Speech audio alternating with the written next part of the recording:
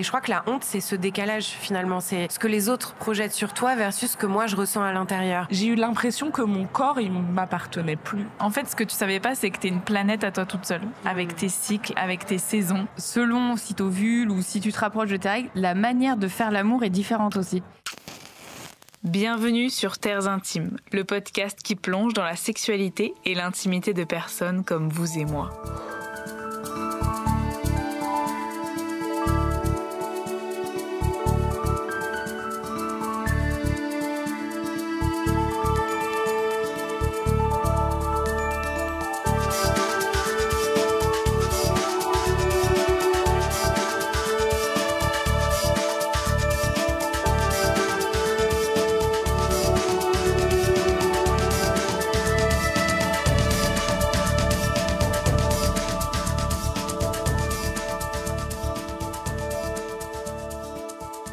Bonjour à toutes et à tous, bienvenue dans ce nouvel épisode de Terres Intimes qui a une saveur très particulière pour moi. Jamais je n'ai enregistré un épisode que j'aurais autant eu envie d'écouter plus jeune. Je l'imagine dans les oreilles de la jeune adolescente que j'étais et je suis fière. Dans cette deuxième table ronde de ce podcast, enregistrée au Salon international de la lingerie, j'ai reçu 3 femmes, Aurélie, Capucine et Cindy, pour parler du cycle menstruel.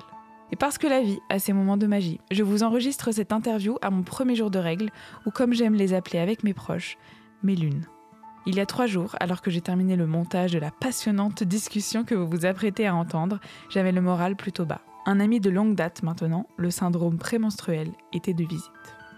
Le matin même, j'avais pleuré à chaudes larmes parce que j'étais fatiguée, parce que rien ne semblait marcher, rien ne semblait aller, et je ne me sentais pas la force de trouver des solutions. Et ce même vendredi soir, je me suis posée dans mon lit, un verre de vin et des chips sur ma table de nuit, et je me suis mise au travail. Je me suis plongée dans cette table ronde et dans les voix de mes invités, et je me suis rappelé ma puissance. La puissance de mon histoire, de l'histoire de toutes les personnes menstruées, et la puissance de ce cycle qui m'invite à toujours plus me connaître, me comprendre et m'accompagner. Dans un monde qui diabolise encore les règles, qui utilise les utérus pour enfermer les femmes dans leur corps et leurs émotions, je sens qu'une part de moi n'est pas à l'aise de vous dire qu'en fonction des phases de mon cycle, je pleure plus, et que lorsque j'ovule, j'exalte. Mais si je ne devais retenir qu'un mot des mouvements féministes, ce serait le mot réappropriation. Nous avons besoin de nous réapproprier nos corps, nos esprits, nos désirs et nos dons. Et nous avons besoin de reconnaître leurs valeurs et leur importance, peu importe ce que l'histoire en a décidé par le passé. Avec Aurélie, Capucine et Cindy, c'est ce que nous avons fait. Ensemble, nous avons retracé les aventures vécues avec nos utérus et nos règles. Nous avons parlé de nos colères, nos croyances, nos besoins et des outils que nous avons utilisés et que nous utilisons toujours pour sortir du grand tabou des règles. Cet épisode et ses voix sont pour toutes les jeunes adolescentes et pour toutes les personnes menstruées de cette belle planète qui souhaitent comprendre comment vivre en phase avec leur cycle et comment créer une relation différente avec leur corps et surtout leur utérus. Je vous souhaite une très bonne écoute. Bonjour les filles. Bonjour Juliette. Bonjour. Bonjour Juliette. Merci beaucoup d'être là, c'est un plaisir d'être avec vous. On est dans une table ronde autour du cycle menstruel. J'ai l'impression d'être dans un cercle de femmes avec des copines, donc c'est très agréable. Aujourd'hui, on va parler des règles. Les règles, ça concerne la moitié de l'humanité, toutes les personnes menstruées, et c'est pourtant très tabou. Encore, il y a plein de sujets qui sont tabous. Donc, j'ai écrit des mots comme constipation, diarrhée, endométriose, douleur, mal-être, SPM, qu'on adore. Et tout ça, on n'en parle pas tellement. Alors, on en parle de plus en plus. Mais aujourd'hui, j'avais envie qu'on raconte nos vies, qu'on parle de ce qui nous aide, de ce qui nous fait peur, de ce qui est compliqué pour nous, et qu'on soit vraiment dans le vrai. Et je sais qu'avec vous 3, c'est sûr qu'on sera dans le vrai. Donc juste quelques chiffres qui sont un petit peu inquiétants. En France, il y a presque 1/2 des personnes menstruées qui ont raté l'école à cause de leurs règles, 1/3 qui ont vécu des moqueries, et 50% des personnes menstruées de moins de 35 ans qui pensent que c'est normal d'avoir mal. Et ça, c'est un vrai sujet, la douleur, qui est presque naturelle. Je fais des grosses guillemets avec mes doigts pour les femmes. Donc aujourd'hui, j'ai envie qu'on parle de tout ça. Et la première question, c'est d'abord, est-ce que vous pourriez vous présenter, qu'on sache un peu qui vous êtes, et nous raconter quelle relation vous entretenez aujourd'hui avec votre utérus. Comme ça, on va commencer direct à fond. Aurélie, est-ce que tu veux commencer ? Ok, je me lance. Merci, merci pour cette invitation, Juliette. Donc, je m'appelle Aurélie Doré. J'ai co-créé et j'anime le podcast Ceci est ton corps depuis bientôt 3 ans. Et Ceci est ton corps, c'est vraiment un projet qui me permet d'aborder la place des femmes à travers le corps et d'aller interroger des femmes de toute génération pour parler de leur rapport à leur corps. Donc chaque saison met au centre une partie du corps comme une clé d'entrée dans l'expérience de ces femmes. Donc là, on en est à la saison 4 sur les poils et les cheveux. Il y a énormément de choses à dire sur ce sujet et c'est très drôle et très réjouissant. Et voilà pour la présentation, je crois. Et ma relation avec mon utérus, ok, c'est intense dès le début. Je crois que c'est un peu love-hate relationship.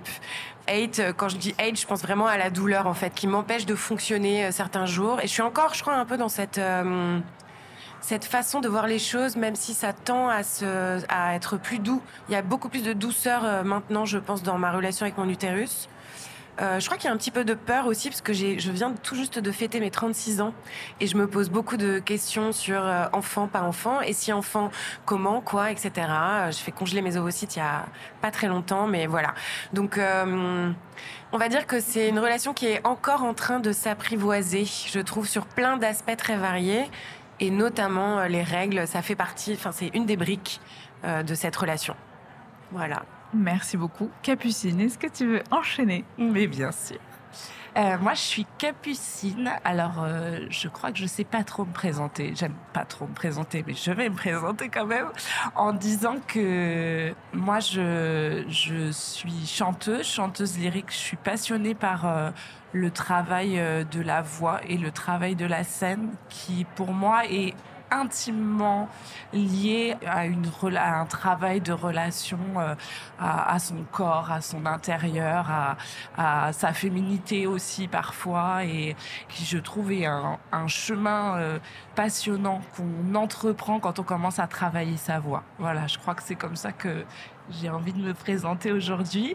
Et mon rapport à mon utérus, je dirais que je suis peut-être en phase de réconciliation, ou en tout cas, je lui tends la main aujourd'hui. Pendant très longtemps, j'ai considéré qu'il était inexistant, comme l'intérieur de moi en règle générale, que j'ai vécu en disant débrouille-toi tout seul, moi je m'occupe des trucs de mon côté et toi tu gères. Et en fait, au fur et à mesure de ma vie, j'ai commencé à me dire qu'il fallait que je retrouve des sensations, des choses que j'écoute. Et là, j'ai été diagnostiquée il n'y a pas longtemps d'une endométriose sévère et profonde. Et j'ai compris plein de trucs sur ma vie et je me suis dit, oui, d'accord, ok, donc tout s'explique et tout se connecte un petit peu mieux. Et du coup, voilà, aujourd'hui, je suis soulagée de savoir et donc je tends la main et j'ai envie d'aimer ce côté-là aussi de moi, qui est un côté qui fait partie de moi, et de vivre avec. Voilà. Merci beaucoup. Cindy. Et donc moi c'est Cindy, donc Cindy Sereni. Je suis art thérapeute. Mon but, mon credo, c'est d'aider les femmes à se réconcilier avec toutes les parties de leur être, que ce soit leur corps, leur cœur ou même leur foufoune. Et je travaille aussi avec le jeune public, donc les enfants et les adolescents. Et du coup, ce que tu disais par rapport au fait que certaines jeunes filles loupent leur scolarité à cause des douleurs de règles, bah, moi je le vois au quotidien, au collège notamment. Et mon rapport à l'utérus, bah, alors moi ça va. Je pense que je me suis jamais vraiment posé la question jusqu'à mes 25 ans, je pense. C'était pas tabou, c'était pas sale, mais juste on n'en parlait pas, quoi. Puis après, il y a eu tout un cheminement où je me suis dit, tiens, l'utérus, les règles, ok. Et j'ai la chance de ne quasiment jamais avoir connu les douleurs de règles. Donc, je pense que c'est ça qui m'a amené à ne jamais vraiment m'interpeller sur ça. Ok, ça saignait, mais j'avais pas mal. Donc, c'était chiant une fois par mois, mais sans plus. Et depuis que j'utilise une nouvelle contraception, je découvre les douleurs de règles. Et là, je me dis, ah ouais, c'est ça? Mais c'est chiant, en fait. Donc voilà, on en est là. Merci beaucoup. Alors, le principe de cette table ronde, c'est qu'on partage toutes les trois, donc je vais vite fait raconter mon rapport à mon utérus, parce que pour me présenter, je m'appelle Juliette, j'ai un podcast qui s'appelle Terres Intimes, que vous êtes en train d'écouter, donc c'est merveilleux. Mon rapport à mon utérus, moi, je pense qu'il a toujours été assez conflictuel, parce que j'ai toujours eu des douleurs de règles sévères, et on m'a toujours dit un peu que c'était normal. Et je comprenais pas pourquoi c'était normal, mais j'avais eu plein de conversations avec ma mère, ma grand-mère, qui ont toujours galéré et qui m'ont dit, bon bah voilà, c'est comme ça, donc Donc j'ai un panel de médicaments antidouleurs. Je sais que lui, il fonctionne bien en fonction de si j'ai une migraine ou si j'ai mal au rein ou si j'ai mal à mon ventre. Donc mon rapport à l'utérus, c'est, je dirais comme Capucine, de la réconciliation avec des moments où je me sens en amour de ce que j'ai avec mon cycle et en même temps des jours où j'ai très très mal, où je peux pas m'empêcher de juste être en colère. Ça réveille une colère un peu compliquée, mais sinon ça va. Donc réconciliation, et comme c'est un cycle entre joie, fierté, colère, joie, donc voilà, ça c'est là où j'en suis aujourd'hui. Mais j'ai des outils pour me réconcilier, et je pense qu'on a toutes des outils qu'on utilise. Merci beaucoup pour cette présentation qui, je pense, marque un peu les points de tout ce dont on va parler pendant cette table. Mais j'ai envie qu'on retourne au début, c'est-à-dire si vous vous souvenez de la première fois où vous avez eu vos règles, et si vous pourriez le raconter. Donc là, je propose qu'on commence avec Capucine, si tu en as envie. Mais bien sûr. Ouais, en fait, moi, je m'en rappelle assez bien, mais je me rappelle surtout de la sensation que j'ai eue dans mon corps au moment où je suis allée aux toilettes et j'ai baissé ma culotte et j'ai vu du sang dans ma culotte. Et en fait, j'ai eu la chance, j'étais en vacances, j'étais entourée, j'ai une mère qui a pu prendre en charge toutes ces choses-là. Donc, j'ai quelque part, j'étais dans une situation un peu rêvée, je trouve, quand on découvre, si on y réfléchit, quand on découvre ses premières règles. Mais en fait, j'ai eu une sensation en moi. J'ai eu un poids qui s'est abattu sur moi. Alors, je sais pas si c'est de la peur. Je sais pas, j'ai pas encore réussi trop à capter ce que c'était, mais je sais que ça m'est tombé dessus, boum, comme ça, genre la bombe qui explose. Et vraiment, moi j'en ai déjà parlé à des copines qui ont dit ouais, c'était génial, j'étais super heureuse, il y a quelque chose qui s'est allumé en moi. Moi, il y a juste eu un gros poids en moi qui s'est mis et où je me suis dit ah merde, tu vois, alors que j'étais jeune, j'avais 14 ans, je savais pas trop je pense que je prenais pas la mesure des choses, j'étais un peu, mais une espèce de, je sais pas, entre de la peur et peut-être de la, je saurais pas dire. Et en fait, je pense que très vite j'ai fait ok, bon, ça c'est bon, c'est fait dans ma vie, on oublie, ça va fonctionner tout seul et vas-y, démerde-toi tout seul maintenant, go. Voilà, moi c'est le souvenir que j'ai de mes premières règles. Et après, les choses se sont faites où presque, j'ai pas eu beaucoup de douleur au départ. J'ai pas eu, de cycle un peu compliqué. Mais vraiment, je pense qu'aussi parce que je l'ai mis de côté. J'ai dit, ok, ça c'est fait, check. Ok, c'est bon, on continue à fonctionner, les gars.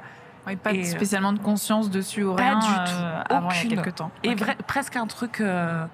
Pas de négation, mais de ouais, ça existe, mais c'est comme ça existe pour tout le monde. Allez, ciao, à la prochaine, bye. On en reparle dans quelques années, tu vois.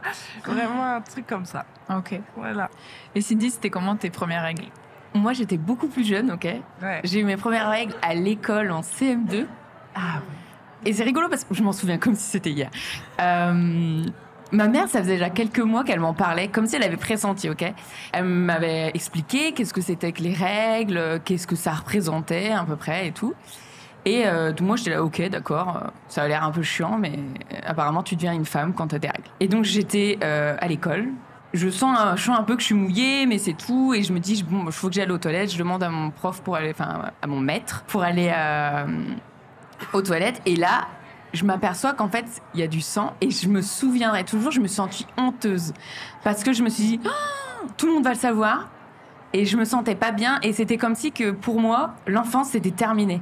Enfin, il y a vraiment un peu un côté dramatique en mode, ça y est, j'ai mes règles, c'est terminé, maintenant je suis une femme et voilà. Et après c'est tout, ça a coulé. Enfin, ça a coulé dans le sens où les règles ont fait leur petite vie. Chez moi, c'était pas tabou. On en a toujours parlé librement. Il y avait pas de... Mais c'est tout. Juste, c'est arrivé. Et là, je me suis dit, c'est comme si il y avait vraiment une rupture entre l'enfance et ça y est, tu rentres vraiment dans l'adolescence, la femme. Et voilà. Merci Cindy. De rien. Aurélie. Moi, je m'en souviens pas vraiment. Alors, c'était pas tabou, mais c'est pas pour autant qu'on m'avait donné beaucoup d'infos sur ce sujet. Donc, je savais que ça allait arriver, mais j'étais pas non plus méga préparée à, je sais pas, enfin, voilà. On va dire que j'étais pas tout à fait préparée. Je pense que j'ai eu un peu de honte aussi. Moi, c'est arrivé, j'étais en 5e et mon corps avait déjà beaucoup changé, donc c'était un peu la continuité de ce corps qui change et qui me dépasse, en fait. Il y avait une espèce de truc qui est plus grand que moi, parce que je trouve qu'à l'adolescence, il y a ce truc que la majorité des jeunes filles ressentent, de « Ah, ok, ton corps change et donc ton corps t'appartient plus vraiment. Les autres commencent à le regarder, à se l'approprier, à le commenter. Ça y est, tu deviens un objet dans l'espace public que les hommes ont le droit de commenter, etc., etc. » Donc je crois qu'il y avait ce truc un peu qui me dépassait. Et donc il y avait un petit peu de honte et à la fois aussi un peu de colère. Je pense beaucoup de... Ah merde, elles sont déjà là et ça y est, c'est parti. Je savais que c'était... Dans ma famille, c'est très associé à la douleur. Il y avait des récits familiaux. Je sais que ma mère, par exemple, a failli louper son bac à cause de la douleur de ses règles. Donc, je m'attendais aussi à un héritage de douleur. Donc, c'était comme si le poids de l'héritage s'abattait un peu sur mes épaules.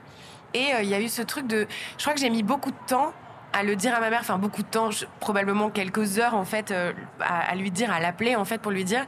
J'avais un peu envie de garder cette information pour moi comme si c'était mon petit secret et que si jamais je le dévoilais ou je commençais à le diffuser à ma mère et à d'autres personnes, et ben ça me dépasserait en fait.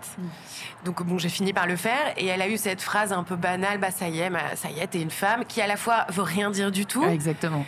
Et je pense qu'elle était aussi, elle savait pas trop comment réagir, donc il y avait aussi un peu de gêne de sa part. Voilà, donc maintenant avec le recul, je trouve ça plutôt touchant et à la fois un peu triste de qu'on sache pas vraiment comment prendre en charge ça vis-à-vis d'une adolescente. Voilà, je crois que c'est à peu près ce dont je me souviens. Et toi, Juliette ? Moi, je me souviens pas trop des premières fois que j'ai eu mes règles parce que je sais que j'ai menti en fait à mes copines en disant que je les avais eues et je me souviens de cette fois-là. Et je me souviens, j'étais en cours de français. Je me souviens de la fausse foi, mais pas de la vraie foi. Ben, je crois que la vraie foi, elle était nulle. Donc non, mais en fait, je me souviens, j'étais en cours de français, j'étais avec une copine qui s'appelait Lou et en fait, j'avais envie de vivre ça. J'avais plein de copines qui avaient leurs règles et je savais, moi, j'ai envie aussi de me sentir femme et tout. Et je me souviens que j'avais dit, je crois que j'ai mes règles. Alors j'avais demandé au prof, est-ce que Lou peut m'accompagner ? Et puis c'était nul maintenant, je me souviens. Et en plus, je me souviens, j'avais toujours un petit boxeur que j'avais depuis, je sais pas, mes 7 ans, que j'adorais avec des éléphants dessus. Et donc là, je suis allée genre aux toilettes, j'ai fait genre, je regardais, il y avait rien évidemment. Et Lou m'a filé une serviette, elle m'a expliqué et tout. Mais j'étais trop heureuse. Et je pense que ce qui m'a le plus plu, c'est ce côté... Maintenant, je mets le mot de sororité avec toutes les copines qui sont là, vas-y, je vais t'expliquer. Et en fait, je pense que je me souviens de cette fois-là parce que la vraie fois, c'était une période séparation des parents. Anyway, j'ai pas beaucoup de souvenirs de 6e, 5e. J'ai vraiment un peu effacé. Et la première fois que j'ai eu mes règles, je crois que j'ai juste eu mal au ventre et j'ai vu du sang dans ma culotte et ça m'a fait peur et j'étais là, en fait, c'est pas du tout aussi beau que ce qu'on m'avait dit, genre tu vas devenir une femme, ça y est. Moi, j'avais juste les seins qui grossissaient, les mecs qui me regardaient, surtout des mecs un peu plus âgés. Et je me souviens juste de ma mère qui était un peu fatiguée dans cette période, qui m'a donné une serviette, genre vas-y, tiens, bam. Il y avait rien de magique. Et donc je me souviens de la fois où mes copines étaient aux toilettes du collège, à me dire c'est trop bien et tout. Donc je pense que je vais garder cette fois-là dans ma tête. Mais effectivement, maintenant que vous dites le mot honte, c'est vrai qu'il y a un côté où c'est pas qu'on m'avait menti sur tu vas voir, tu vas avoir tes règles, ça va être fou, ton corps va changer. Et en fait, c'est du gros bullshit sur la réalité de ce qui se passe quand on est ado. Et les moqueries au collège, même si j'ai pas eu de moqueries directement, les mecs en parlent, enfin les garçons, pas spécialement conscients, on parle vraiment comme un truc genre c'est dégueu. Et donc le seul reflet que j'avais, c'était c'était dégueu. Et je pense qu'il y avait aucun tabou dans ma famille, mais je crois pas avoir parlé de règles avec ma mère. Ma grande sœur avait eu ses règles avant, donc j'avais dû capter, mais j'ai zéro souvenir. Donc cette idée de honte, j'avais envie qu'on plonge un peu dedans. Si vous vous connectez à l'énergie de honte, à quel moment vous l'avez ressenti et quand vous creusez, qu'est-ce qu'il y a dans cette honte pour vous ? Est-ce que vous avez des moments qui vous reviennent en tête ? Est-ce qu'il y a des sensations ? Qu'est-ce qui fait ? Parce que de toute façon, c'est l'inconscient collectif, c'est la honte d'avoir ces règles. Genre, reste chez toi. Je sais pas, dans certaines religions, tu peux pas faire à manger, tu peux pas aller dans certains endroits. Donc vous, est-ce que vous avez ressenti cette honte profondément à certains moments ? Je sais pas si je me suis déjà posé la question, du coup c'est intéressant, je vais réfléchir en même temps que je te parle. Mais je crois que quand je me mets un peu dans la honte, c'est le côté vraiment ton corps te dépasse, fait quelque chose qui est associé à un imaginaire collectif à la sexualité, au fait d'être pubère, de pouvoir enfanter. Enfin bref, il y a tout un tas de choses, je trouve, auxquelles c'est associé, qui sont en total décalage avec ce que moi je suis à l'intérieur de moi, en fait. Et je crois que la honte, c'est ce décalage, finalement. C'est ce que les autres projettent sur toi versus ce que moi je ressens à l'intérieur. En tout cas, ce que les autres pourraient penser que tu es prête à faire, prête à vivre, prête à dire, prête à montrer, versus moi qui suis encore une enfant. Et ça, en fait, ça a duré pendant très longtemps, en fait, ce décalage. Je crois que même c'était une sorte de dissociation. Je sais plus exactement ce que tu disais, mais moi j'ai ressenti une forme de dissociation et pour moi ça s'apparentait un peu à ce que tu disais, Capucine, comme si je devais un peu sortir de mon corps, comme si mon corps appartenait aux autres et que du coup moi je sortais un peu de mon corps pour être dans mon espace et que il y avait ce décalage entre les deux et du coup cette difficulté à peut-être répondre aux attentes ou en tout cas à l'image que je me faisais des attentes des autres. Je crois que c'est vraiment ça. Ok. Exactement. Ouais, je suis tout à fait d'accord avec toi. Même si j'ai eu mes règles tard, j'ai toujours été très grande et puis j'ai été formée vite, mine de rien, et j'ai eu un corps grand et adulte. Et on avait une réception de moi adulte quand j'avais 15 ans, on m'appelait madame. Et je me faisais draguer par des trentenaires.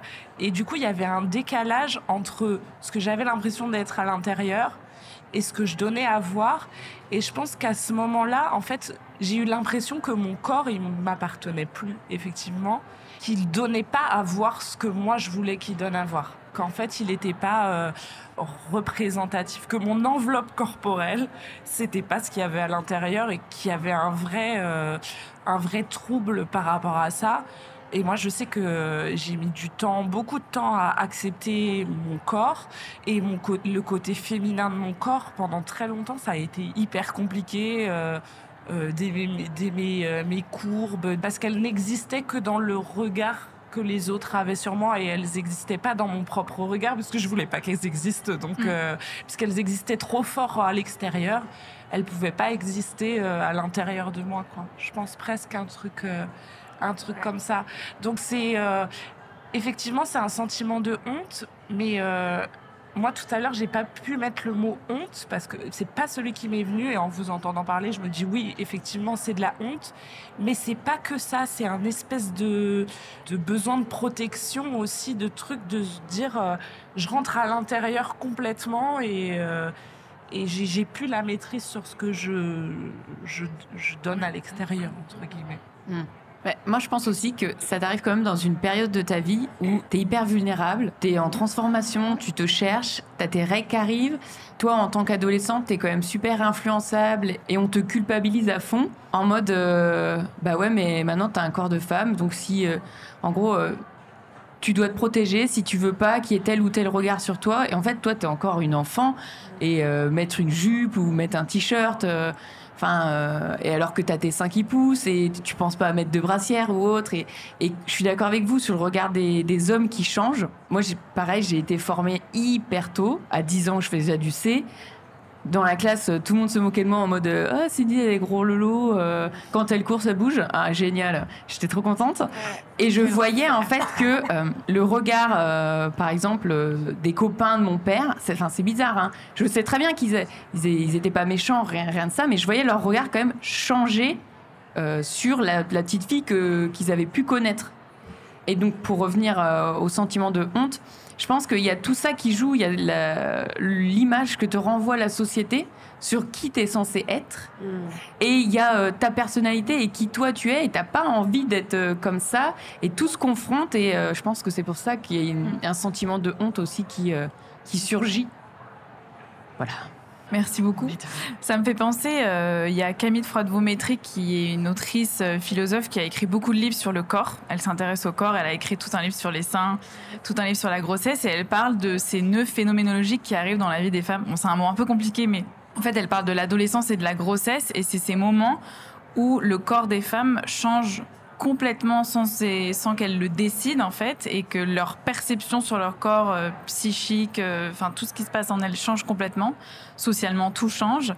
et elles n'ont pas de contrôle dessus. Et en fait, elle dit à l'adolescence, c'est ça qui se passe et on est face à quelque chose d'hyper compliqué. Et en plus, la sexualisation, le moment où on devient beaucoup plus sujet qu'on devient objet, parce que petite fille, il y a quand même une capacité d'action, d'agir, on est carrément formaté, mais dès que le corps se met, le corps devient un carcan, le corps de femme, parce que tu t'habilles plus comme t'en as envie.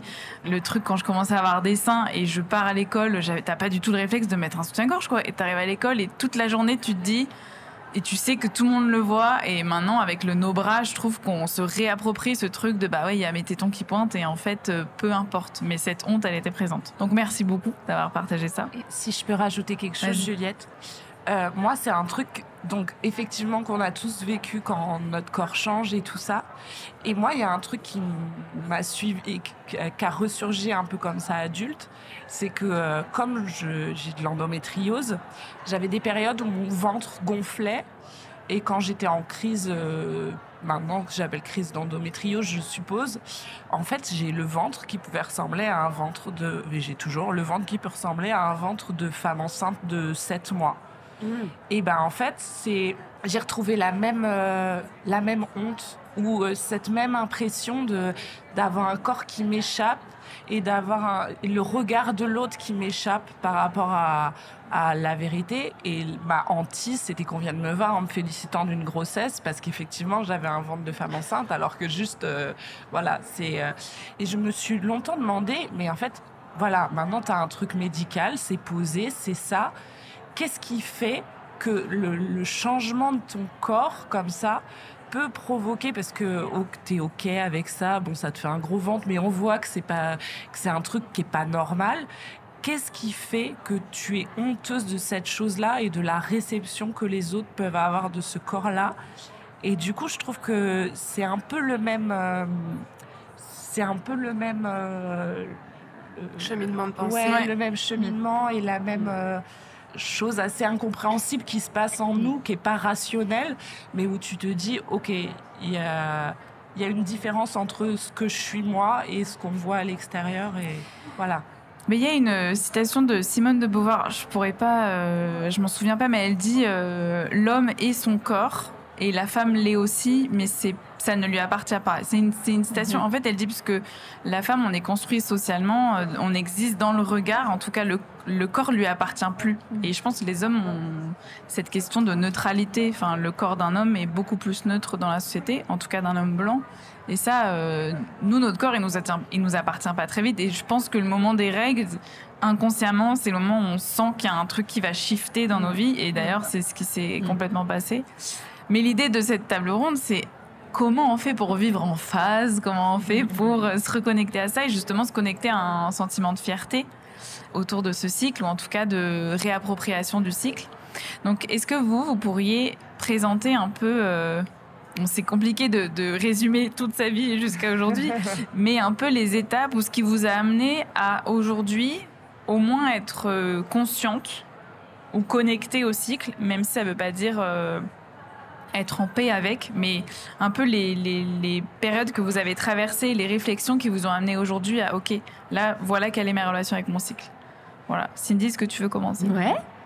Alors, au début, comme je vous ai dit, moi, je m'en préoccupais pas plus que ça. Ça arrivait tous les mois, et puis voilà. J'ai commencé à avoir des petits copains. J'ai pris une contraception, la pilule.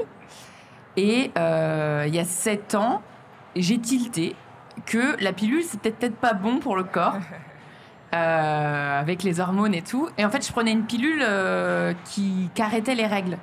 Donc, ça faisait 2 ans que j'avais plus de règles. Ma mère n'arrêtait pas de me dire, c'est pas sain, ton corps a besoin de se nettoyer et tout. Et au bout d'un moment, je me suis dit, j'arrive à la fin de ma relation, là, je sais que je vais être célibataire dans pas longtemps, donc est-ce qu'il serait peut-être pas temps pour moi, d'arrêter la pilule et de retrouver un cycle menstruel? Et après ça, en est venue une quête de OK, le cycle, ça fait ça, ça, ça sur mon corps. Dans le sens où j'ai commencé à m'apercevoir que j'avais des hauts, des bas. Il y avait des moments dans le mois où je me sentais beaucoup plus énergique et beaucoup plus joyeuse. D'autres moments où j'étais hyper sensible, je pouvais pleurer pour un rien. Et je me suis dit, tiens, est-ce que ça serait pas... il n'y aurait pas un rapport avec le cycle menstruel ? Et donc j'ai commencé à m'informer un peu et tout. Donc j'ai découvert les SPM et je me suis dit mais oui, c'est ça que je vis. Et donc voilà. Et puis je continue mon petit chemin et j'entre dans ma formation d'art thérapeute. La vie est bien faite parce que à côté de ça, j'avais des amis qui étaient là, ouais, moi, il faut que je me réconcilie avec mes règles. Alors, j'ai pris le sang de mes règles et j'ai fait de la peinture avec. Il y en a d'autres qui se le mettaient sur le visage. Et moi, je disais, oh non, j'ai pas du tout envie de faire ça. Et je voulais trouver un autre moyen. Et du coup, à travers mon processus d'art-thérapie, je me suis dit, je vais me l'appliquer sur moi. Et en fait, j'ai dessiné mon utérus juste avant les règles, avant que ça coule. Donc, genre, tout confo, j'y ai mis des fleurs, j'avais fait un beau rose, c'était hyper cocooning.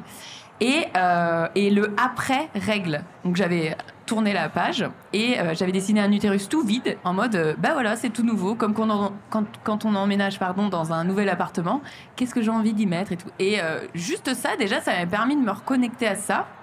Et le fait de passer aux culottes de règles. Tellement. Et alors ça, bah du coup, en fait, tu dois les nettoyer, donc tu les fais tremper, tu les rinces, et du coup, sans t'en rendre compte, tu mets tes mains dans ton sang. Et alors, je me souviens, au début, j'étais là, c'est pas foufou, quoi. Et au final, je me suis dit, c'est ton sang. Et j'étais trop contente de voir que mon sang était rouge, mais genre un beau rouge. Et je pense que ça m'a aidé aussi à me reconnecter avec le fait que c'est pas sale. Et c'est que du sang, au final, voilà. Voilà pour mon histoire. Aurélie, t'as envie de partager ? Ouais, carrément. Alors, il y a plein de choses. Attends, j'essaie de mettre dans l'ordre. Mais c'est vrai que moi, j'ai toujours eu des règles ultra douloureuses. Voilà, toujours cata. Donc, ça a souvent été une gestion de la douleur. Comment je fais pour gérer ma douleur ? Qu'est-ce que je fais ? Etc. Pendant très longtemps, on était sur des médocs ultra forts. Voilà. Et en fait, j'ai capté que j'ai eu des cycles ultra vraiment douloureux au point de me dire est-ce qu'il faudrait pas que j'appelle le SAMU là parce qu'il y a quand même un truc qui cloche un peu. Bon, en fait, j'ai capté que j'avais de l'adénomiose, donc c'est de l'endométriose interne à l'utérus. C'est pas non plus très développé, donc c'est tout à fait gérable. Mais effectivement, beaucoup de soulagement, comme tu le disais tout à l'heure, quand il y a un mot qui est posé, quand il y a un diagnostic, on va dire. Donc pas mal de soulagement. Et depuis, ça va mieux. Moi, j'ai l'alimentation qui joue beaucoup. Ensuite, je me suis mis à prendre des trucs un peu plus... j'ai testé le CBD et ça fonctionne hyper bien aussi, j'ai trouvé, là, pour la gestion de la douleur, que ce soit en ingestion ou en juste massage. Et puis juste, en fait, d'essayer de fonctionner un peu plus avec mon rythme. Alors, en fait, même si je sais très bien que les SPM vont arriver, machin, j'oublie à chaque fois. Je sais pas pourquoi, mais j'oublie. Pourtant, c'est marqué sur clou. Je le sais. Limite, maintenant, je le marque dans mon agenda, mais quand même, j'oublie. Tu sais, d'un mois à l'autre, ça fait même pas... On est sur 28 jours, mais c'est toujours pas bien ancré, quoi. Donc, c'est drôle. Mais en tout cas, ouais, de savoir que... Effectivement, de jouer un peu avec mon cycle. Donc, maintenant, j'essaye de temps en temps... Quand j'ai vraiment une grosse réunion, je regarde où est-ce que j'en serai dans mon cycle et je suis en mode peut-être à 3 jours près, je vais plutôt la mettre là parce qu'en fait, ce sera plus facile à gérer. Donc ça m'a pas mal aidé. Un truc, il y a d'autres choses que je voulais partager. Alors moi, j'ai organisé une table ronde sur l'art menstruel pendant le premier festival qui s'appelle Cyclé, le premier festival d'art menstruel. Et à l'occasion de cette table ronde, j'ai interviewé des artistes, des activistes, des danseuses sur l'art menstruel. Comment est-ce qu'elles se sont saisies du coup de ce sujet pour s'approprier leur cycle, etc. Les réponses sont très variées, mais ça m'a... Donc je vous invite à écouter cet épisode qui est passionnant. Mais moi, ça m'a donné envie et récemment, un peu sans... Voilà, tu parlais du fait de nettoyer tes culottes menstruelles, c'est exactement ce que j'ai vécu aussi. Ça m'a aidé d'ailleurs à... parce que moi je suis pas du tout cup, j'étais plutôt en mode tampon et je trouve que culotte menstruelle c'est vraiment la parfaite option. Et en fait, je porte quand même des tampons de temps en temps et j'ai fait un shooting photo de mes tampons avec du sang.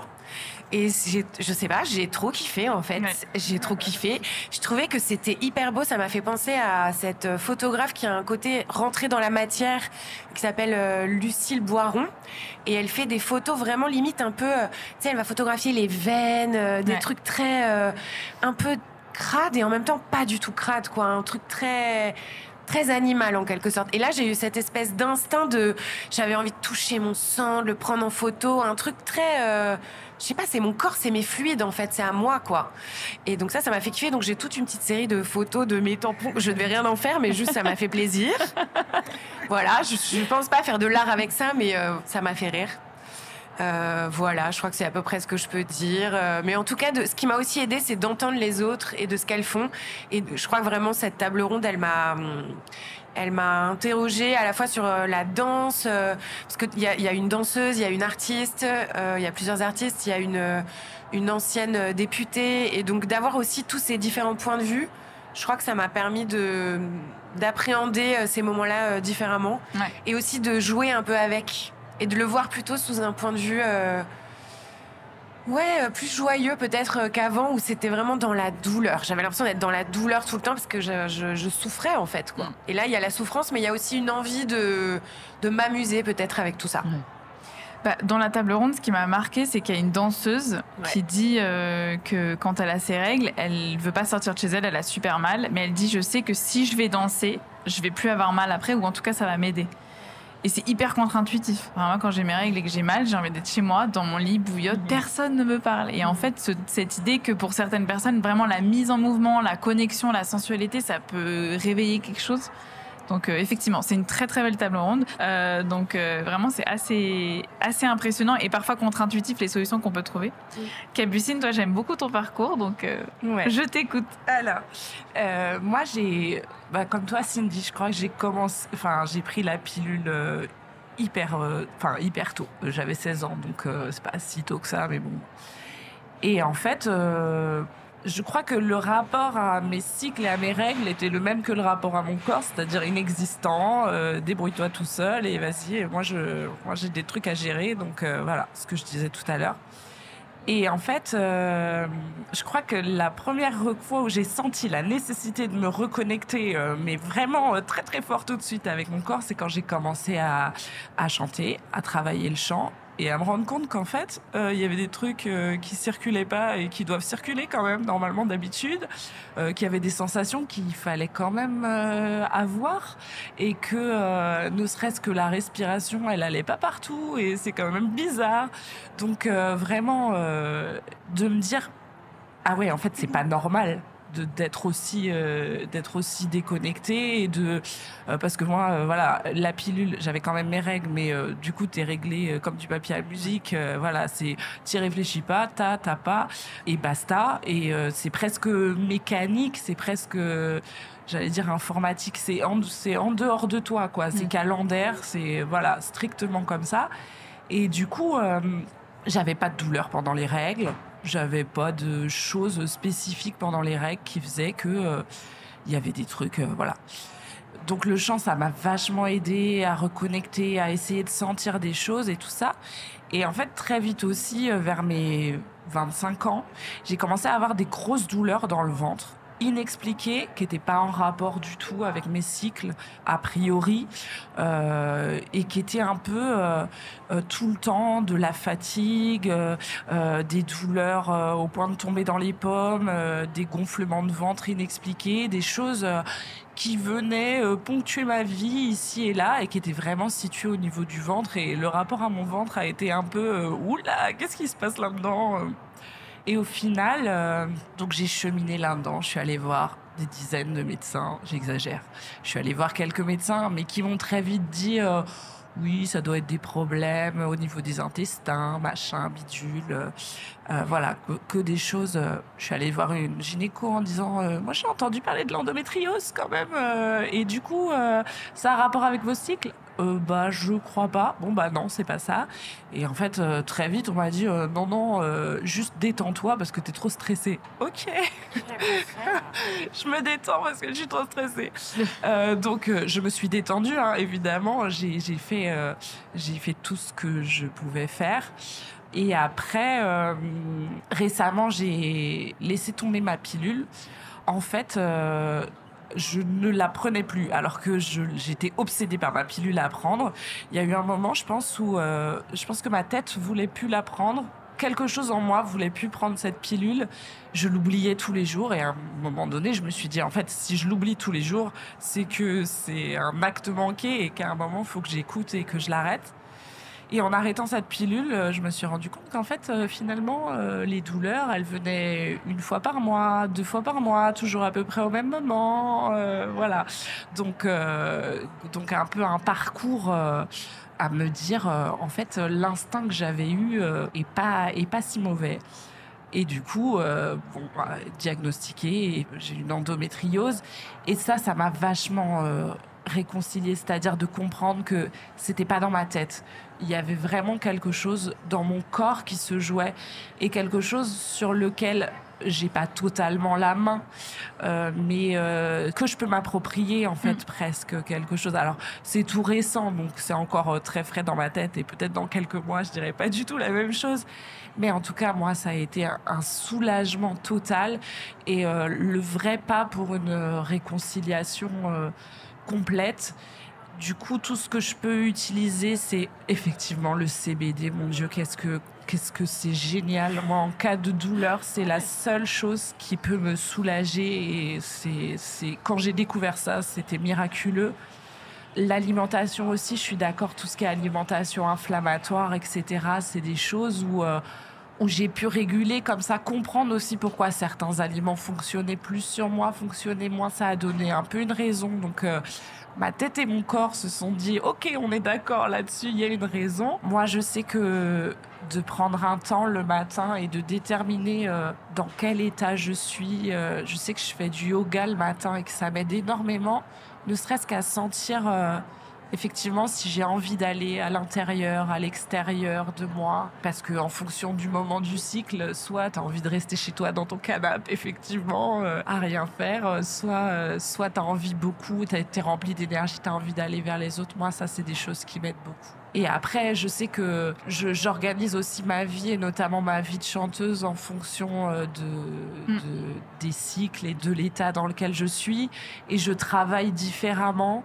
Les jours où j'ai mes règles, j'ai pas l'énergie qu'il faut. Par contre, j'ai l'ancrage au sol qui est terrible, qui est trop bien. Et du coup, tu vas puiser à l'intérieur des choses complètement folles. Tu as des trucs de visualisation qui, d'un seul coup, vont avoir tellement plus d'importance et d'impact. Et les jours où t'es tout feu tout flamme, t'as un placement nickel, t'es rempli d'énergie et c'est trop bien. Et du coup, essayer de trouver la balance toujours, mais en écoutant et en te disant c'est ok, c'est comme ça parce que je suis comme ça, je suis dans cette période-là. Si j'ai ces douleurs-là, c'est ok aussi. Et voilà. Et on fait et on en profite quoi.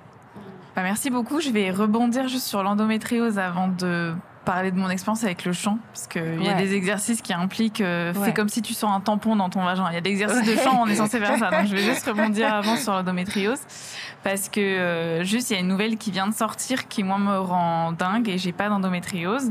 Juste, c'est une maladie qui touche une personne sur 10, qui a été longtemps ignorée. Donc, c'est 2 à 4 millions de femmes en France minimum. Et c'est de 7 à 10 ans d'errance médicale avant de déterminer si on a de l'endométriose ou pas. Et juste, il y a un test qui existe, un test salivaire qui prend 3 minutes à faire, ou même pas. C'est juste, tu mets dans la bouche, tu sais si tu as de l'endométriose directe ou pas. Et donc, on a demandé à la Haute Autorité de la Santé si elle pouvait déterminer, que ce soit remboursé par la Sécurité sociale afin que ce soit accessible à tous.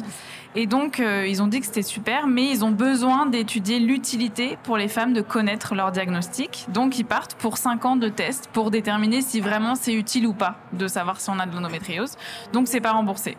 Ce qui est, par rapport à ce que tu viens de dire, absolument absurde. Et c'est surtout que toutes les femmes en ont besoin. Ça... Bien sûr.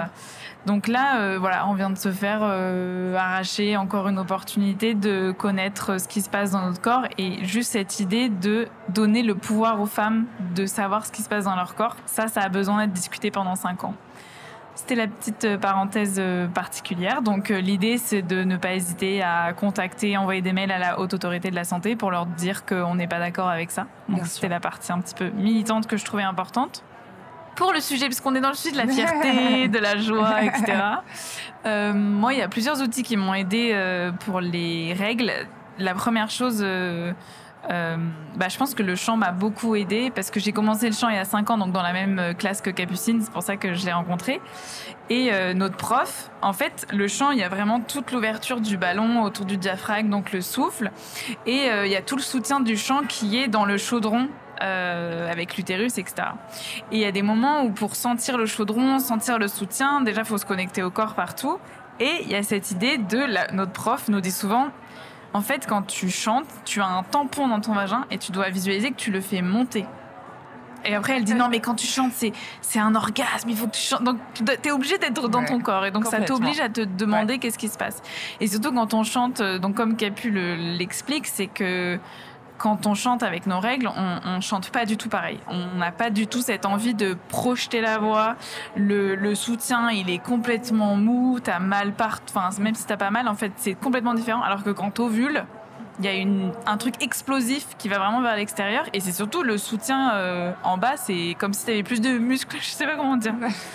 Donc, t'es obligé de naviguer là-dedans et ça aide déjà à arriver en cours et de se dire, il y a des moments où moi je dis, j'y arrive pas et je pense que notre prof capte très vite. Ok, là, elle y arrive pas parce qu'elle a ses règles, donc voilà comment on va travailler. Et il y a une sorte d'acceptation et d'accueil de ce rythme-là. Il y a vraiment cette phrase qu'elle dit tout le temps, c'est tu chantes comme tu es aujourd'hui. Si aujourd'hui tu peux pas chanter de telle manière, on va travailler autre chose. Il y a tellement de choses à travailler. Donc ça m'a beaucoup aidée et je trouve ça assez passionnant d'être. Tu veux chanter, accepte qui t'es aujourd'hui. Il y a des moments où elle me disait, j'avais envie de pleurer en mode il faut que j'accepte qui je suis. Le chant c'est de la thérapie, donc c'est un peu comme le théâtre, etc. Oui. C'est de la thérapie. Ouais. Et après il y a autre chose, c'est un peu ce que tu disais Aurélie, c'est les cercles de femmes. J'ai fait beaucoup de cercles de femmes depuis 4-5 ans. Aurélie t'organise des cercles, Cindy aussi. J'ai déjà fait des cercles avec Cindy et Capucine. Et en fait, d'écouter des récits de femmes qui juste disent « oui, moi aussi j'ai mal, mais je suis pas OK avec le fait d'avoir mal. Voilà quel est mon lien à mon corps. Comment je navigue entre mon désir, les moments où j'ai envie d'arracher la tête de mon mec parce qu'il a pas mis la table correctement. Les moments où, je sais pas, je vais voir mon mec en chaussettes, je vais me dire « mais il est tellement sexy !» alors que le jour d'avant ou une semaine avant... Et donc juste d'avoir tous ces récits de réappropriation, ça m'a fait mettre énormément de paix sur accepter ce que je ressens. Parce qu'il y a aussi ce côté, quand on a nos règles, on est plus dans l'intériorité, on a besoin de rester. Et je trouve que ça va à l'encontre avec il faut produire, il faut être actif. Et par exemple, les personnes non menstruées, elles n'ont pas ce truc elles n'ont pas ce moment dans leur mois où elles ont besoin de repli. Et donc cette culpabilité qui vient un peu avec là je suis molle et je suis en syndrome prémenstruel et juste vraiment j'ai besoin d'être à l'intérieur de moi et j'ai besoin de pas écrire ou produire ou avoir de réunions ou etc. Et donc ces récits de femmes, ça m'a vraiment reconnecté à beaucoup de choses. Et le dernier point, et ça je pense que j'en ai parlé dans une autre interview, c'est la sonothérapie qui est une pratique de relaxation que je suis sonothérapeute. Et je disais dans une autre interview, je sais pas si je suis sonothérapeute pour relaxer les gens ou me relaxer constamment. Et parce qu'en fait, c'est une pratique tellement de connexion intérieure. Tu sens tous les liquides de ton corps vibrer avec les instruments.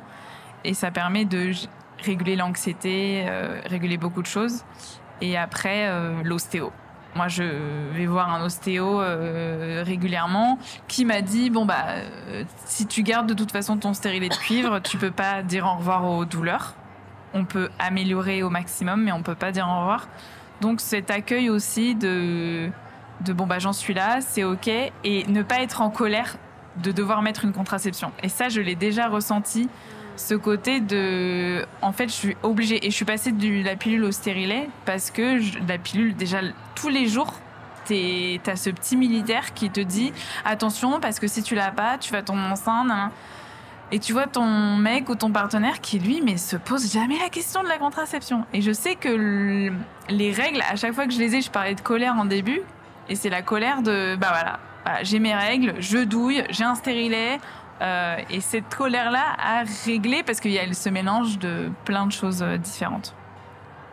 En tout cas, pas mal de choses autour du cycle. Et maintenant, vu qu'on est dans un podcast sur l'intimité et la sexualité, j'avais envie de vous demander quel est l'impact des règles sur votre désir et comment vous le vivez, que ce soit le désir quand vous avez envie de faire l'amour, quand vous ovulez, et aussi faire l'amour quand on a nos règles. Quelle est votre expérience par rapport vraiment à votre sexualité ? Qui est-ce qui veut commencer ? Moi, je peux commencer. Vas-y, Cindy. Alors moi, quand j'ai mes règles, j'ai pas envie de faire l'amour ou autre. Juste, j'ai envie d'être posée dans le canapé, qu'on me fasse des câlins, qu'on soit là pour moi, mais j'ai pas du tout envie qu'on touche le bas de mon corps, dans le sens où non, là, il est qu'à moi, il est en travaux, laissez-le tranquille, quoi. Et par contre, à contrario, alors plus quand j'ovule, ok, mais sinon tout le reste du temps, moi j'ai une libido de ouf. Du coup, je vois que pendant l'ovulation, j'ai beaucoup plus envie, mais en même temps, quand je ovule pas non plus, donc. Mais enfin, disons que l'envie est beaucoup plus spontanée quand j'ovule. Le pic est plus fort, mais sinon tout le long du cycle, elle est quand même assez constante. Et quand j'arrive à mes règles, vraiment là juste c'est non, stop. Ça c'est pour moi et on peut être en connexion autrement et j'ai juste besoin que tu sois là en soutien, tu me montres que t'es là, tu prends soin de moi, mais il va rien se passer de plus, quoi. Vraiment, ça là-dessus. Je sais qu'il y a des femmes qui ont beaucoup de désirs pendant leurs règles et moi pas du tout. J'ai juste envie qu'on me foute la paix et qu'on me laisse gérer mon truc et juste on me dise bah je suis là si t'as besoin et ça c'est super. Voilà. Et ben moi, moi ça a beaucoup changé depuis l'arrêt de la pilule en fait, parce que quand je prenais la pilule, c'était constante, moyenne, constante, un peu tout le temps, mais en fait quand j'ai arrêté la pilule, j'ai eu l'impression de lever une cloche et de me dire ah oui, en fait en fonction de ton cycle, c'est les montagnes russes, quoi. C'est qu'il y a des fois où t'as super envie, ou des fois où t'as pas enfin du coup d'un espèce de truc constant, oui j'ai envie, mais comme ça, quoi. Je suis passée à des sensations de fou et de reconnexion vraiment avec moi-même et de pouvoir me dire aussi qu'il y a des moments où j'ai pas du tout envie. En tout cas, d'être plus en conscience des moments où j'avais envie et pas envie. C'est comme ça et en fait je le ressens physiquement vraiment très fort. Et moi, je suis comme toi pendant mes règles. C'est que pour moi, que à l'intérieur. Donc c'est pareil. Moi, je trouve que le rapport au monde extérieur ou aux autres change beaucoup en fonction de ton cycle. C'est-à-dire, il y a des moments où tu as envie d'être complètement à l'intérieur de toi et des moments où tu as envie d'être vraiment vers les autres, d'aller vers les autres. Et c'est la même chose dans la sexualité. Et moi, je suis comme toi. Pendant mes règles, j'ai juste envie de me chouchouter, d'être à l'intérieur et de me dire, OK, on va redémarrer, mais il me faut un petit temps avant de redémarrer. Et après, la libido est constante. Et moi, vraiment, l'ovulation, c'est pic de ouf où tu dis waouh, un rien, tu sais, t'es au taquet, quoi. Un rien stimule et un rien excite, tout simplement. Et puis après, voilà. Et puis après, tu repasses dans la phase, dans la phase où t'as tes règles et voilà. Donc moi, c'est vraiment, j'ai découvert. Qu'il peut y avoir des hauts et des bas plus loin que ce que je pensais qu'il pouvait exister, quoi. Et du coup, j'ajoute un truc. Ouais. Mais c'est vrai que pendant le cycle, j'observe que il y a quand même, selon si t'ovules ou si tu te rapproches de tes règles, la manière de faire l'amour est différente aussi. Ouais, tu vois, par exemple, quand t'ovules, enfin, je sais pas vous, mais quand moi j'ovule, du moins, mes rapports sexuels sont un peu plus intenses, pas bestiales, loin de là, mais il y a une énergie différente que, par exemple, quand je suis en SPM, je sens que j'ai besoin que ça soit beaucoup plus doux, plus lent, et donc voilà, c'était ma petite parenthèse. Ouais, je suis d'accord. Alors, je te rejoins tout à fait. Moi aussi, j'ai eu 10 ans de pilule et du coup, une espèce de cloche au-dessus du fonctionnement de mon corps. Et quand j'ai arrêté la pilule, là, il y a quand même, j'ai découvert qu'en fait, effectivement, il y avait des variations. Donc ça, c'était assez intéressant. Alors, en fait, je pense que je suis à peu près comme vous, donc je vais pas redire, mais c'est à peu près la même chose, on va dire, dans les grandes lignes. C'est quand même assez variable d'un cycle à l'autre, je trouve, donc ça dépend aussi de beaucoup d'autres facteurs. Finalement, c'est clairement pas que où est-ce que j'en suis dans mon cycle qui va déterminer mon niveau de libido. C'est beaucoup plus varié et nuancé que ça pour moi. Par contre, quand j'ai mes règles, moi, j'utilise vraiment la masturbation comme un outil pour faire passer la douleur, en fait. Ça, c'est aussi quelque chose qui est hyper important. Un des outils de l'arsenal que j'ai en termes d'outils pour passer au-delà de la douleur ou soulager, on va dire. Et j'ai envie qu'on me laisse tranquille, mais j'ai très envie qu'on s'occupe de moi, qu'il y ait beaucoup de tendresse et de douceur. Et ça peut être via la sexualité aussi. Donc j'ai pas forcément envie d'être toute seule dans mon coin. Il y a même un côté, en fait, ça rejoint même ce que je disais tout à l'heure avec le côté j'ai pris en photo mes tampons, mon sang. Limite, je suis dans un truc de vas-y, j'ai envie d'expérimenter. Enfin, je sais pas, un truc très marrant en fait. Donc j'ai limite envie un peu. Tu vois, tu parlais d'un côté bestial. Je pense que ça pourrait m'arriver d'être dans ce truc-là et limite d'être dans un mode vas-y. All fluid out, on y va, on s'amuse, enfin genre pourquoi pas, tu vois. Mais c'est très variable selon les moments de. Mais tu sais aussi, très varié. Je pense qu'il y a toute la logistique derrière que quand tu dois faire l'amour avec tes règles, et alors attends, parce qu'il faut mettre une serviette parce que sinon ça va tacher les draps. Est-ce que j'ai la flemme ou est-ce que j'ai pas la flemme de faire tout ça ? Il y a la flemme rentre en jeu. Tout à fait d'accord. Ouais. Juliette, et toi ? Moi, c'est un peu pareil que vous. C'est-à-dire que j'ai arrêté la pilule il y a 4-5 ans. Je me suis vraiment reconnectée. Je pensais que j'avais pas trop de désir. J'avais un peu perdu ça. Et quand j'ai arrêté la pilule, ça a mis 1 an pour que mon cycle, je pense, revienne naturel.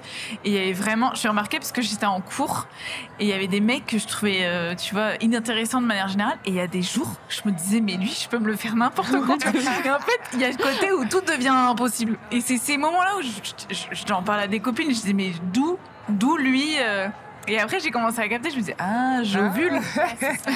Et tu sais, c'est vraiment le côté où tout devient possible. Et ça c'est, j'adore maintenant ressentir cette vie. En fait c'est vraiment une vie à l'intérieur de moi. Il y a une sorte de pétillement tout le temps de lui. Et évidemment c'est quelque chose que je mets dans ma relation parce que mon mec mais en fait c'est surtout cette énergie qui est là. Et moi, ça peut m'arriver d'avoir du désir pendant mes règles, mais je me demande si ce désir, c'est pas faussement un besoin qu'on s'occupe de moi, de tendresse. C'est vraiment... Mais je trouve qu'en général, mes règles vont durer 4-5 jours. Les 2 premiers jours, je vais être dans la douleur. Donc, de toute façon, dans la douleur, tu me touches pas. Et là, j'ai besoin qu'on s'occupe de moi, j'ai besoin de la reconnaissance de la douleur que j'ai. Comme si, par rapport à cette colère qui me vient quand j'ai mal, que quelqu'un soit là et que mon partenaire soit là et vraiment prenne soin de moi, j'ai l'impression que c'est de la reconnaissance et ça devient un teamwork en fait, les règles. Mais j'ai très vite du désir 2-3 jours après. Ça peut vraiment remonter en flèche et là jusqu'à l'ovulation. Et ce que je trouve aussi faux, c'est la différence de plaisir pendant le sexe en fonction de là où j'en suis pendant mes règles. Par exemple, plus le cycle avance, moins je vais avoir de facilité à avoir un orgasme facilement, par exemple. Et ça, au début, ça me rendait ouf. Je me disais, mais je comprends pas ce qui se passe. Pourquoi c'est si compliqué? Et pourquoi il y a des jours, c'est beaucoup plus facile? En fait, j'ai vraiment vu la différence en fonction du cycle. Et donc ça, c'était chouette. Parce que quand le rapport au plaisir est délicat, quand le plaisir féminin, c'est un tout autre sujet qui est l'orgasme féminin, tout. Et même, il y a des moments, tu vas moins sentir à l'intérieur, beaucoup plus à l'extérieur. Des moments, c'est complètement le contraire. Et le fait de poser des mots ou un OK, en fait, mon cycle, il est comme ça, donc c'est OK, ça aide. Donc oui, sinon, en tout cas, oui, plutôt les mêmes expériences. Mais j'allais justement, c'est magnifique cette transition, grâce à vous, je vous remercie, justement demander de quoi vous avez besoin quand vous avez vos règles, si vous avez des partenaires ou des amis, ou de quoi vous avez besoin pour être soutenu. Voilà, moi, c'est vraiment du cocooning. Et là, par exemple, on était en vacances et j'ai eu mes règles... un jour où on préparait un voyage, une journée touristique, et je me suis couchée on était à la plage. Oui, il y a 2 semaines, j'étais au Brésil et on se couchait à la plage et je lui ai dit, est-ce que je peux juste rester là et tu t'occupes de tout? Et en fait, c'était vraiment dans le respect de qui j'étais, sans mettre de la culpabilité sur t'exagères. C'était vraiment OK, vas-y, je m'en occupe, et de me sentir portée. Je sais que moi, ça m'aide à mettre vachement de paix sur ça. Et sinon, les bouillottes. Et franchement, les antidouleurs. Je vais pas mentir, je prends encore d'antidouleurs parce que sinon j'ai tellement mal que je suis tendue, je me bloque le dos, faut que j'aille chez l'ostéo, je serre les mâchoires. Enfin, c'est tout un cercle vicieux quand j'ai mal. Donc les antidouleurs sont des partenaires aussi très importants pendant les règles. Voilà. Mais quels sont vos besoins, vos envies, en plus de ce que vous avez déjà présenté? Moi, je crois que c'est de me prioriser, de mettre au premier plan les besoins de mon corps, chose que j'ai pas fait, je pense, pendant longtemps. Donc, c'est clairement de ça, de reconnaissance aussi de la douleur par moi et par les gens qui m'entourent. En fait, depuis quelques mois, je vis dans un co-living avec 13 personnes, et donc j'en trouve toujours un là. Il y en a un qui passe passe à côté de moi, je suis en mode j'ai mes règles aujourd'hui, il faut que tu t'occupes de moi. On sait pas sur qui ça va tomber, mais ça va tomber sur quelqu'un. Merci les colocs, si jamais vous écoutez. Donc clairement, j'ai besoin de ça, d'antidouleur, mais bien sûr, je me suis mise à prendre l'antidouleur avant même que la douleur arrive, parce que j'ai capté que si la douleur s'installe, j'en ai pour des plombes avant qu'elle s'en aille, versus si je suis en pré-médication, alors ça va beaucoup mieux. Donc j'ai besoin de tout ça, et après c'est assez variable selon les cycles et selon le mois et selon mon état d'esprit du moment. Ça peut être j'ai envie de passer la journée à la maison avec une bouillotte à regarder un film, ou j'ai envie d'être avec mes copines, ou j'ai envie, voilà, c'est très variable. Il n'y a pas un truc en particulier, mais j'ai besoin de prioriser la douleur, et donc antidouleur, CBD et masturbation sont le trio gagnant pour moi.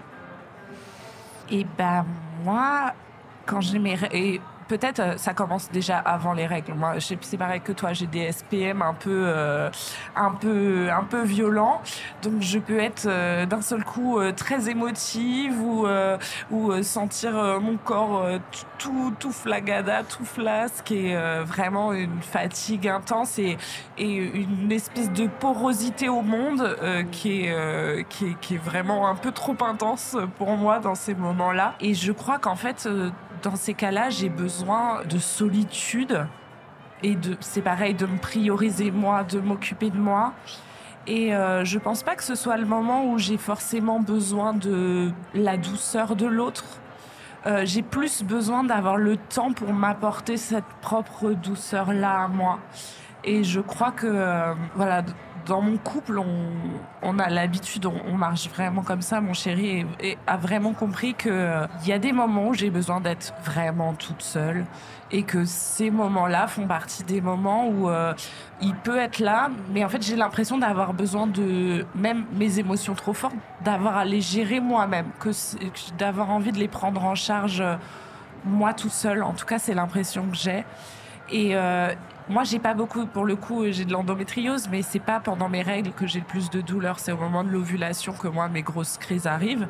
Donc j'ai pas de douleur hyper intense pendant mes règles. C'est presque le début de mes règles et presque un moment où du coup, je peux faire le plus d'introspection, parce qu'en fait, c'est le moment où je suis déchargée je suis jamais déchargée complètement des douleurs, mais où en tout cas j'arrive à un stade de tranquillité un peu.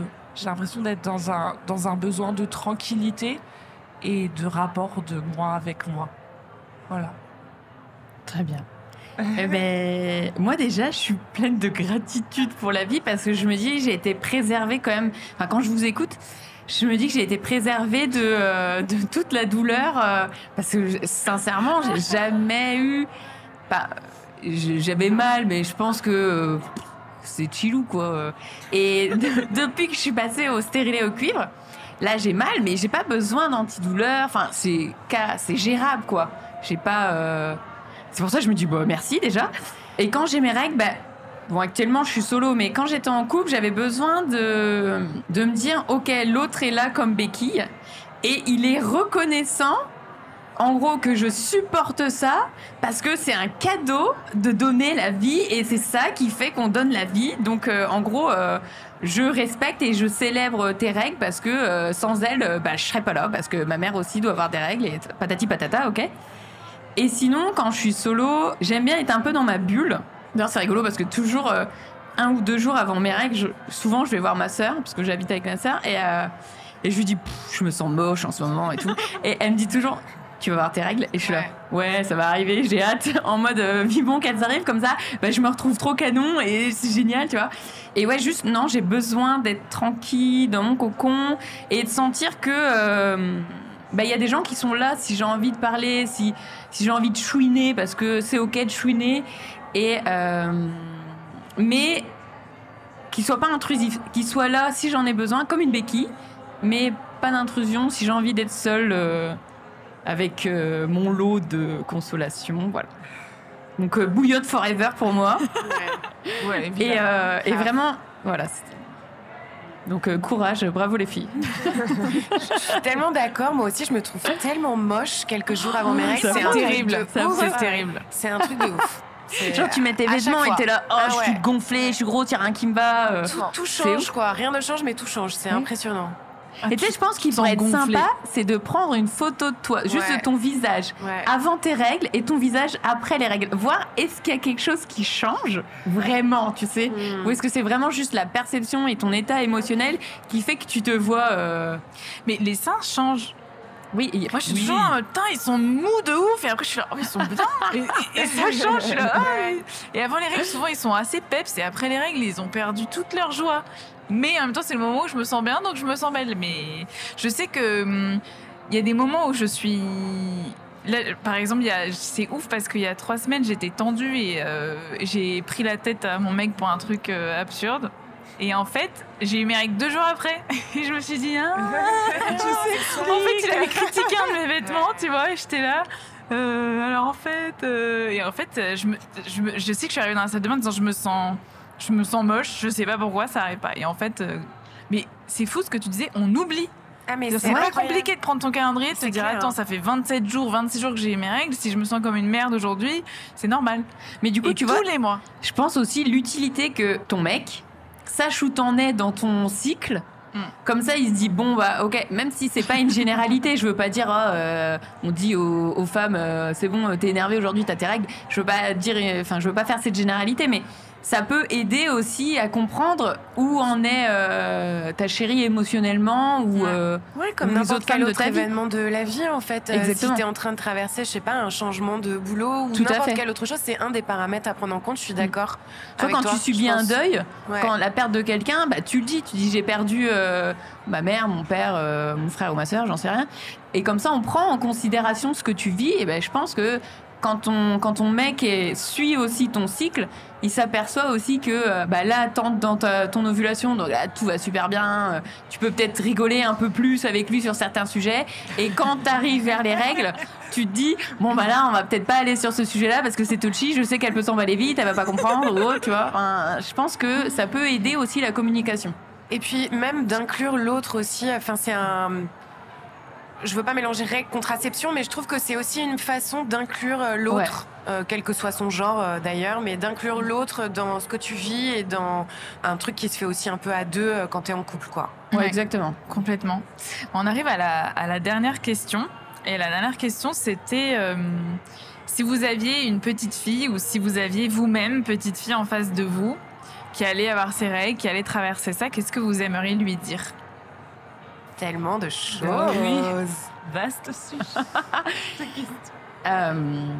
Bon, je commence. Vas-y. Donc moi, ok, j'ai une petite fille en face de moi et elle va ou elle a ou elle vient d'avoir. Elle va. Elle Ou va elle là. l'a. Je sais pas. Qu'est-ce que tu veux Qu'est-ce qu'elle que tu sache veux? Ok, bon, voilà. Ma petite fille, ok, elle vient d'avoir ses règles. Qu'est-ce que moi j'aurais voulu qu'on me dise en fait le jour où j'ai été voir ma mère et que je lui ai dit ça y est maman, bah, je crois que j'ai mes règles, ok. Je pense que j'aurais, du coup je vais le prendre du point de vue de moi. Ouais. C'est plus facile pour moi. Bah j'aurais aimé qu'on me dise en gros, c'est pas grave. Ok, ça va être chiant. Il y a des jours où tu pourras pas faire certaines choses parce que t'as tes règles. Mais c'est aussi quelque chose de super chouette. Ça permet de créer la vie. Ça nettoie ton corps. Et c'est pas une fatalité en fait. C'est pas parce que t'as tes règles que tu deviens telle ou telle personne. Ça t'appartient et c'est à toi de grandir au rythme que t'as envie. C'est pas parce que t'as tes règles. C'est pas parce que la vie te les envoie à cet instant T que t'es obligé de suivre le rythme. Je pense qu'il y a vraiment la notion de rythme pour moi qui fait que t'as tes règles, ok, mais tu restes quand même une enfant et t'as pas besoin de grandir trop vite parce que tu les as. Je pense que je partirai là-dessus. D'ici là, j'aurais eu le temps d'élaborer quelque chose. Hein. C'est pas mal déjà. Je pense que je dirais un peu comme toi. Je pense que je rajouterais quelque chose du style chaque femme et chaque cycle est différent. Donc ça va aussi être à toi de... En fait, c'est le démarrage pour commencer à comprendre comment ton corps fonctionne, qu'est-ce qui va se passer pour toi, comment tu vas le gérer au fil du temps avec toi-même. Je pense qu'il y aurait vraiment ce côté... c'est un outil pour apprendre à connaître ton corps et c'est à toi de savoir qu'est-ce que tu vas en faire. Sans toi puissante d'avoir tes règles, ça veut dire que ton corps fonctionne, Ça veut dire que voilà, il est fort, quoi. Je pense que je lui dirais aussi, oui, un truc autour. Je pense que je lui dirais un truc autour de la puissance. Ton corps fonctionne. Les règles, le sang des règles, c'est pas n'importe quel sang, c'est un sang qui contient des cellules souches, donc c'est quand même un truc de ouf. C'est des cellules super puissantes, donc je pense que j'aimerais mettre un truc de fierté versus la honte que moi j'ai pu ressentir. Ouais. Je pense que j'aimerais remplacer les deux et lui dire aussi, si tu te sens honteuse, c'est aussi normal, c'est ok, mais viens, vas-y, on en parle, on essaie de voir qu'est-ce qu'on peut en faire. Et je pense que je lui dirais, c'est pas normal d'avoir mal. Donc si t'as mal, on va trouver des façons de faire en sorte que tu puisses gérer cette douleur et que ça ne t'empêche pas de faire des choses. Parce qu'il n'y a rien, moi, qui m'énerve plus, beaucoup de colère, comme ce que tu disais, Juliette, aussi, qui m'énerve plus que de sentir que je peux pas faire quelque chose parce que mon corps m'en empêche. J'ai l'impression que je me retrouve encore, comme quand j'étais plus jeune, moi contre mon corps, versus que j'ai plus du tout envie de vivre aujourd'hui. J'ai envie que ce soit moi et mon corps dans un seul, et même être mon corps et pas être contre mon corps ou machin. Enfin bon, voilà. Donc, ouais, je pense que je dirais tout ça, mais fierté et voilà. Ouais, c'est ça. C'est génial. Je prends aussi. Moi, je crois que je dirais, mais un peu la même chose que vous deux, hein, mais du coup qui fait écho avec moi, d'écouter, de faire confiance à son instinct à la fois dans le positif et dans le négatif, c'est-à-dire dans ce qui se déroule bien et ce qui se déroule pas bien, parce que je crois qu'on sait quand on a des douleurs qui sont pas normales. Je crois qu'on sait que quand il y a des choses qui devraient pas aller jusqu'à ce point-là, mais qu'on sait aussi quand il y a des choses qui fonctionnent, je crois qu'on a un instinct qui est très bon en fait sur ce qui se passe à l'intérieur de nous et que c'est nous qui avons le meilleur et que du coup il faut vraiment le prendre comme quelque chose qui fait partie de soi, qu'on écoute et qu'on sait, enfin voilà, et que c'est le début d'un chemin et d'un beau chemin qui va s'inscrire et qu'on va apprendre au fur et à mesure des années, que les choses vont changer, seront jamais vraiment pareilles, mais que c'est toi qui maîtrises, quoi. C'est toi qui es le capitaine du bateau, quoi, en gros. Quel beau bateau.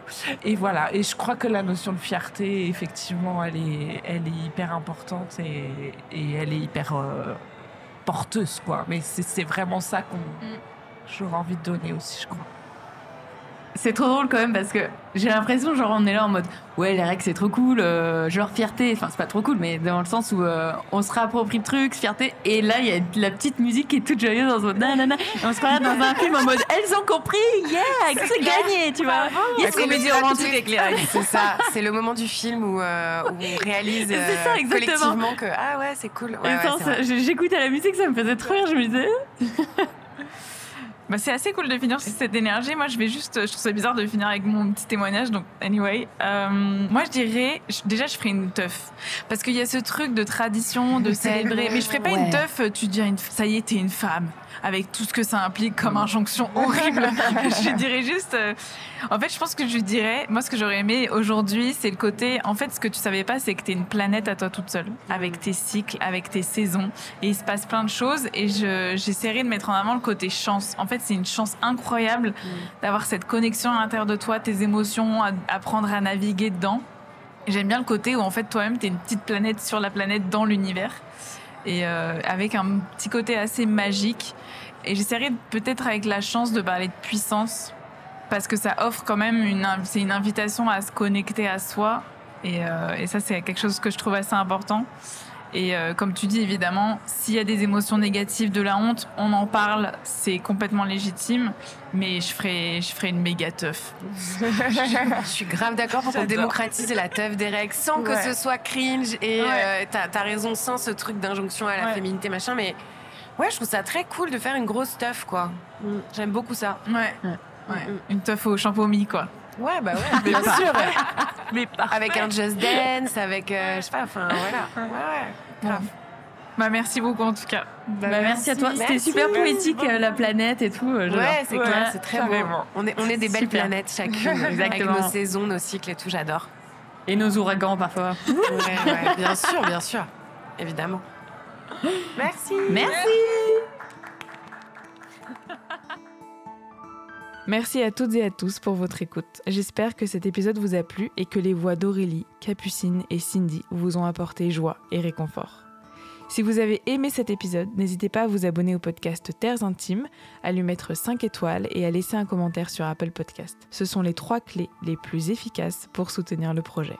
Encore un grand merci aux 3 femmes de cette table ronde qui m'ont fait passer un moment aussi chaleureux que magique. Merci également à Théo Carlinet au mixage son et à Didier Melletti pour la musique de Terres Intimes. Je vous dis à la semaine prochaine pour un épisode sur la place de la lingerie menstruelle dans la vie des femmes. À bientôt.